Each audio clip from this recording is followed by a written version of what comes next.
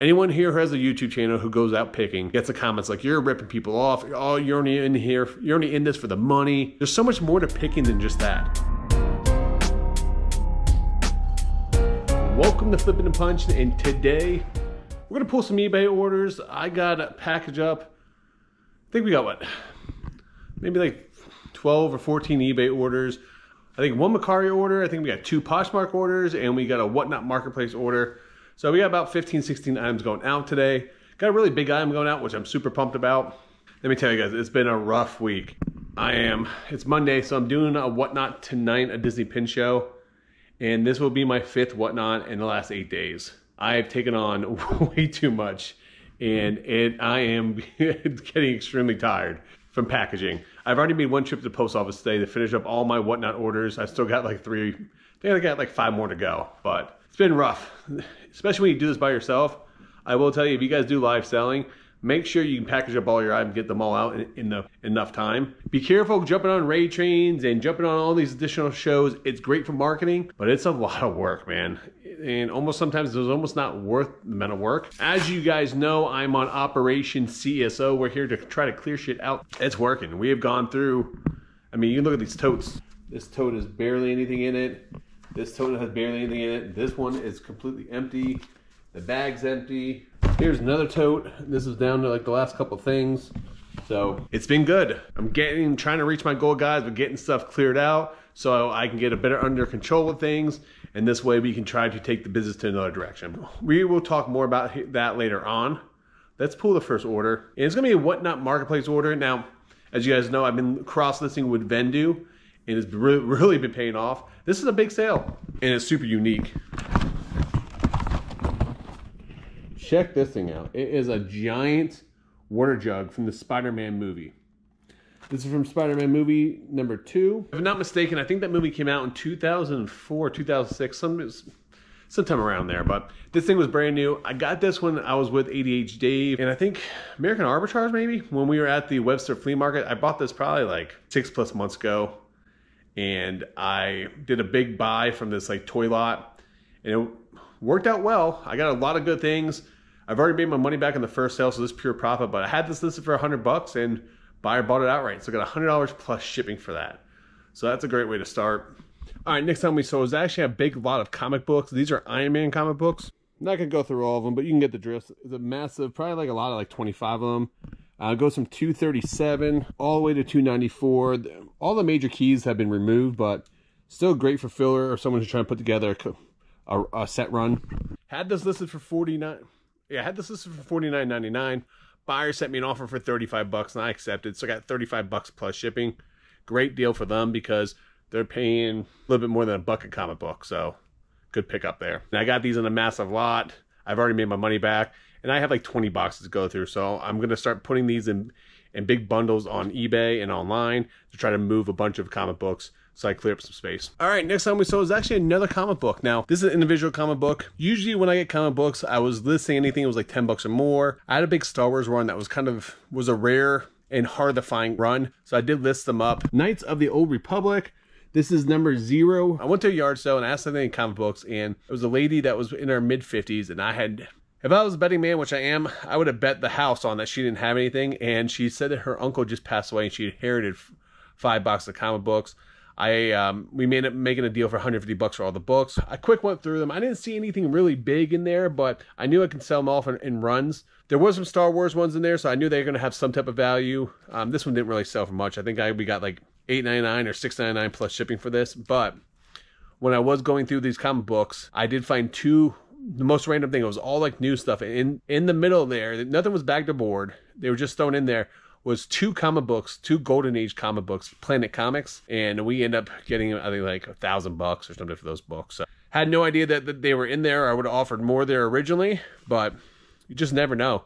So that's why I love buying comic books and sports card collections, because you can always find hidden gems if you know what to look for. And if you guys are wondering, a good rule of thumb is just look at the cost of the comic book. If the comic book's 10 cents more, it's going to be a Golden Age comic book. If the cost is 12 cents, it's going to be a Silver Age comic book. Those can bring really good money. Not all of them, but depending what it is, can bring some good money. All right, next time we saw is actually a video game. This is for the PS3. Ratchet and Clank Kraken Time. It just came in a giant lot that I ended up purchasing. It listed, I think, for like $10.99. Buyer sent me an offer for $8, and I accepted. So I got $8 plus shipping on that. Let me tell you. So I've been doing all these whatnots, and it's been exhausted because what people don't tell you about live selling is that it is emotionally draining because you get such a high interacting, talking with people, but it's almost like you're on camera performing in a way. And you're not performing. You just have to make sure it's really stressful because you want to make sure things are running good. Your chat's entertained, that you're interacting with everybody. But also, too, you want to make sure that you're not making people wait. You're running items super fast so that they can get to the next item. So it definitely is a juggling act. It's something that does take practice over time. So I will say, if anyone out there wants to do live selling, don't get discouraged if you do a couple shows, it doesn't work out for you. It just takes time to build it up, man. And I am trying to build up my live selling here so I can really focus on moving out as much inventory as possible. I know I keep saying that in this channel over and over again. Dead serious right now about getting out as much stuff as possible. And this week we got rid of 5 totes. The cool thing is at the end of the month, I'm actually going to be in a storage war competition. I have a 30-minute spot to try to sell as much stuff as possible. And I am going to bring bangers for you guys. I'm talking about like Coach purses, Coach wallets. I might run some of these these leather strap wrestling belts I have. Sealed Lego sets, Harry Potter brand new chess set, all kind of great stuff. So I'm really excited for that. I got to see how I can run as many items as possible within a 30-minute time frame. I'm hoping to run maybe 100 plus items in less than 30 minutes. So let's see if that's possible. I don't know. I got to figure out, but we're going to have to do sudden death for a lot of those items just to move them. But anyway, let's pull the next item. Here's one to keep an eye out for. This one is out of print and it's actually not on any streaming service right now, if I'm not mistaken. Great horror movie, 28 weeks later and 28 days later. This is the box set. I think I paid $1 for this at a yard sale. We end up selling this for, I know this is for $19.99. Buyer sent me an offer for $14.99. I accepted. So I got $14.99 plus shipping. So let's talk about this. So recently I dropped a video on YouTube on the Picking Punching channel. I was in Kentucky at the Highway 127 sale with J-Ride Flips, also with the Commonwealth Picker. We went out picking one day and it was horrible, horrible weather. We weren't even sure we were gonna be able to pick. So we went out, we hit up a couple places, started raining. We hid in a barn for like 45 minutes because it was pouring so bad. We were able to pick through the barn, find some good stuff. And then we went back out and we thought that the storm had passed. Unfortunately, we got to this yard sale and it looked like the sky was gonna open up and just dump a monsoon on us, which ended up happening. So when we're at this yard sale, and as it was starting to rain, they were starting to freak out because they were afraid all their stuff was gonna get ruined. So we started covering everything up for them with paper and plastic. And then she realized she didn't have any rocks or anything to hold it down. So then we tried to pivot and we just said, hey, clear a spot in the garage. We'll carry your tables in so you can just carry them right back out then. You don't have to reset anything up. And we ended up cleaning up the entire yard. We ended up spending about 15, 20 minutes and cleaned up about 80% of their entire garage sale. It was just a mom, her daughter, and the grandmother. We found someone in need and we decided to help them, give them a hand. Now, anyone here who has a YouTube channel who goes out picking gets the comments like, you're ripping people off. Oh, you're only in here. You're only in this for the money. At the end of the day, yes, what we do is to make a profit. But there's so much more to picking than just that. It's interactions with the houses that we go to. It's the networking with other resellers. That's so much fun. But also too, it gives us an opportunity to help people. What people don't realize is, yes, we help them at the yard sale, but we help people in a lot of other ways. People die, don't have next of kin. If families inherit all this stuff, it's overwhelming, it's stressful. And a lot of times pickers do come in there and are able to clear out their merchandise, be able to help them out. We're able to move stuff on to people that would really enjoy it. And especially when people have a curated collection, like an action figure or toys or specialty glassware, that person that passed away doesn't want that thing to just go to Goodwill or just get thrown away or damaged. They spend a good portion of their life putting that stuff together, getting that nice collection. And unfortunately, there's a lot of kids that don't want their parents' collections or their parents' stuff. They have downsized. So one of the good things that we do, we are able to take those items when we go to resell them to other collectors. So they go to a good caring home. And a lot of people don't realize that. You might not see it that way, but it is true. We're not doing this for free. We're trying to make money. I'll be the first one to tell you that. What we do can be very rewarding and can make a difference. So I just wanted to put that out there. Just think about that when you guys are out there picking, going through stuff. I just want to put that out there, especially when you're out there picking. It's not always about the money. Make sure you guys know that there's more to that than just money. All right, next time we sold, this one's really cool. It was a weird one. And I don't know about you guys, but there's certain items, especially when it comes to toys, I pick them up. And sometimes I won't make any money on them, but I just can't leave them behind. Or something I just think is super cool that I just want to buy. This is an alien figure. Look at this thing. It is super cool. It's not worth much. I paid like $5 for it. Had it listed on eBay, I think for like $15.99. Buyer sent me an offer for $11. I accepted. I got $11 plus shipping. I just hope it goes to a good home. This is one of those items that I just could not leave behind. Someone's going out of business at the flea market. Picked up a bunch of Godzilla figures that I've already made my money back, so I'm into profits. I got a little profit on this, but you know what? The fact that I had this for a while, it's a cool piece. This brings me happiness and enjoyment. Like I said earlier, guys, it's not always about making money. You got to sell the things that you enjoy. I don't want this to be a job. I want to make money. I want to be able to support my family, but I also want to have fun doing what I'm doing. All right, next items we sold are some vintage clothing. If you would have told me 10 years ago that I was going to be selling vintage clothing online for hundreds of dollars, I would never in my right mind would I believe that that was the case. It's what I do now. It's crazy, apps. Just blows my mind sometimes. All right, first item we sold is a 555 Soul sweatshirt. For those not familiar with this is the Y2K clothing, meaning that it came out around the early 2000s, what they consider Y2K clothing. 555 in New York. That's what it looks like. 555 Soul. Had this listed for $89.99, and the buyer bought it for $89.99 plus shipping, which I was shocked. Usually people send me offers or stuff, but I love it when people just come and just buy the item, which is great. So now I mentioned earlier that I never thought in 1,000 years I'd be selling vintage clothing, or for the amount of money I'm gonna sell, especially when I show you this next item. But let me know in the comments down below, what is an item that you guys currently sell that you never thought that you'd be selling, but now you sell it, or now you look out for it. Vintage clothing is one of those things for me. Next one is, this is a heavy metal band. DI side on the, I've never seen this tag before. I'm not familiar with this tag. Picked this up at a garage sale. Now, here's a tip for all you guys. Most of you guys would have drove right past this yard sale, never even went to it. Because when I pulled up, there was a couple pieces of furniture, 2 guitars, and a guy standing outside wearing rock t-shirt. There was nothing else there. And it was at the end of a cul-de-sac. So I watched like 4 cars drive by, look, and just take off. Decided to stop. I saw the guitars. I saw the rock shirt. I figured, hey, let me ask him if he has any vintage clothing or any old shirts. And he brought me out a stack of concert shirts. And this is one of them. I think I ended up paying up. I think I bought 4 or 5 shirts that day for like $210, something like that. And I had this listed for $299.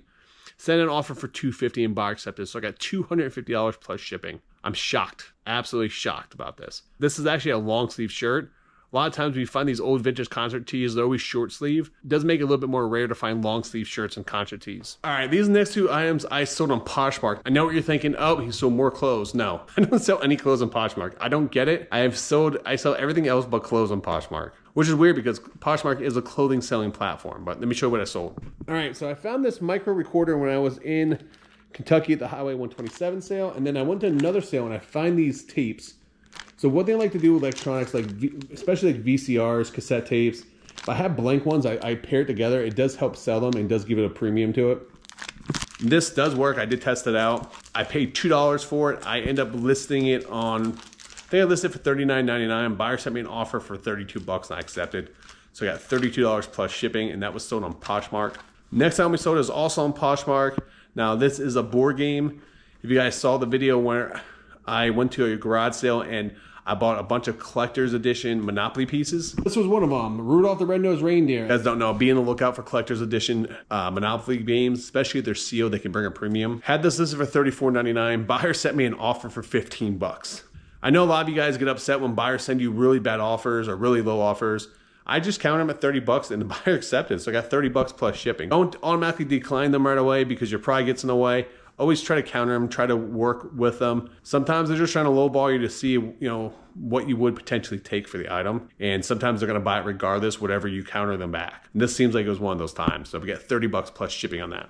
I don't think my dog feels that good today. Blue's been laying in bed all day long. She didn't eat breakfast. Oh, baby. What's wrong? You get your ball? She's got a ball, though. Make sure there's nothing there to stop you. You tired? She's tired. One thing I learned about being in this business is you never know what has value and what people are going to use stuff for. A lot of times people do repurpose items for crafting or other things, and this is one of those instances. The designer Chanel, when they have boxes or bags, sometimes they put these little white flowers on there, and people take those white flowers off and they use them for crafting.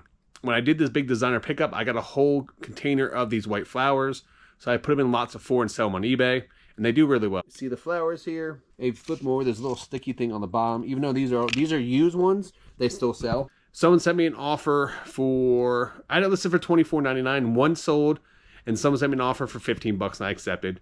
So altogether, I sold $40 for 8 flowers. I think he charged me like $1 a piece for them. So I got 40 bucks plus shipping. Can't beat that. I don't even notice the book that was underneath those flowers just sold as well. This is Sonic the Hedgehog. This is brand new, and Psychospedia. Yeah, good play on words there, Sonic. Good play on words, Sega. Did great work on that one. Bought this at that massive graphic book buy. I have less than 50 cents into it. I had it listed for $29.99. Buyer sent me an offer for 20 bucks and I accepted, so I got 20 bucks plus shipping. Now, I've been telling you guys I've been cross-listing with Vendoo. I know cross-listing is not for everyone, but I would highly recommend that you guys do try it out. It's a great way to expand your business and increase your reach to help moving items. And one thing I have learned is some items do sell on all platforms. Some items sell better on one platform compared to the other. You just don't know unless you try it.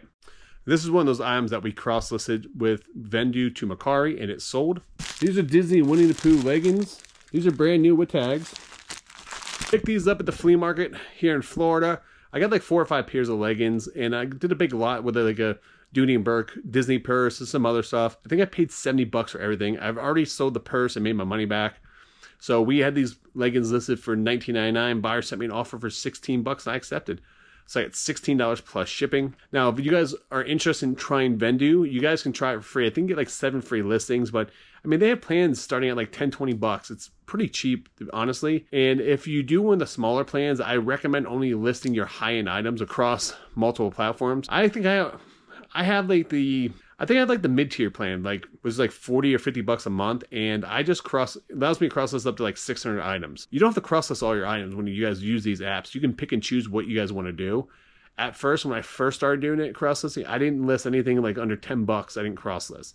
So it has to be worth my while and time, but Vendoo makes it so simple. Couple clicks, and those items are cross-listed. I list all my stuff on eBay, and I import it all to Vendoo, and then from Vendoo, I cross-list it to Whatnot, Mercari, and Poshmark. I will tell you, the Whatnot marketplace is better than Poshmark and Mercari combined, to be honest with you. It's worth its weight in gold. And then they also have like annual plans, which you can pay like a couple $100 for the entire year and don't have to worry about it. So I was on a regular plan, and now I just signed up for the annual plan, so that way it's a lot cheaper, but hey, you guys do what you guys want to. Click on the link down below to give it a try, but I highly recommend that you guys do try it out. All right, next time we saw is a Japanese animation figure in this container with a bunch of other ones in here. If you guys see these, I don't really recommend picking them up probably. I had a bunch of these. These are super slow sellers for me. I end up just running all the Disney ones on Whatnot and my Disney auctions. Had this one listed for $19.99. Buyer sent me an offer for 16 bucks and I accepted.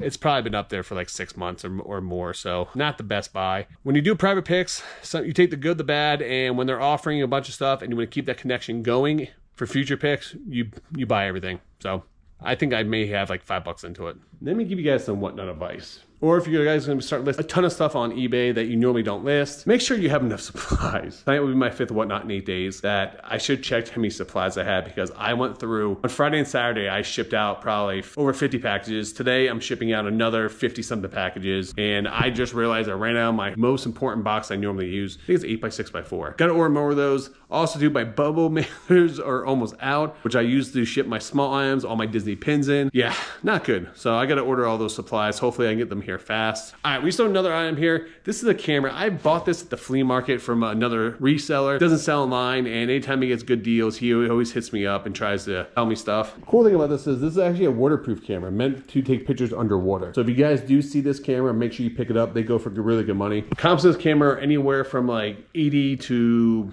125 bucks. Majority of the comps are around $80 to $90. I had it listed for $114.99. Buyer sent me an offer for 80 bucks. Was thinking about gonna counter them, but I was like, you know what? I just want it gone. So I took the offer. I took 80 bucks. I think I paid up for this. I think I got like 30 bucks into it. So I'll still take that all day long, 30 into 80. And it was only up maybe a week or two. All right, guys, I'm going to wrap it up here. Thank you so much for watching. Make sure you guys do like and subscribe. I'm telling you guys, click on that link down below. Go check out Vendoo. Go to the website. Go look at it. Do the free trial. But I tell you, it's worth its weight in gold. Our cross-listing, expand your business. Anyway, till next time, guys, make sure you guys keep flipping and punching.